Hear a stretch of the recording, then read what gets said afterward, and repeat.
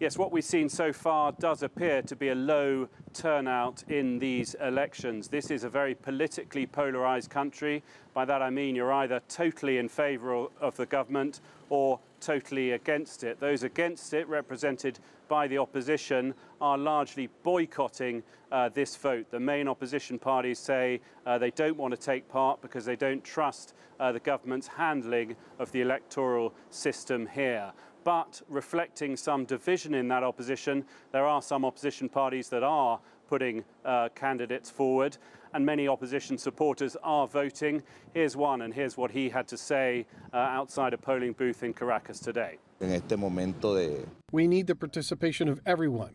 We resolve nothing by staying at home. Well, you could ask why pay attention to these elections, which are for relatively junior political posts in this country.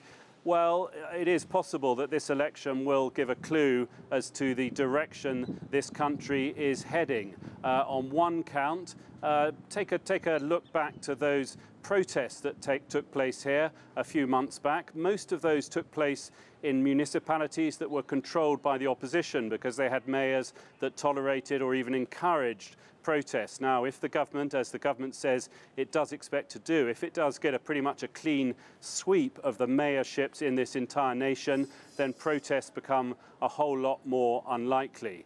Another thing that may well happen is if the government does well, it may well be tempted to bring forward presidential elections here. They are expected to take place or due to take place before the end of 2018. If the government does particularly well in this vote, it may well say, let's go ahead with a presidential election in the next few months. Who will be the candidate? It does seem likely that President Maduro will go forward again.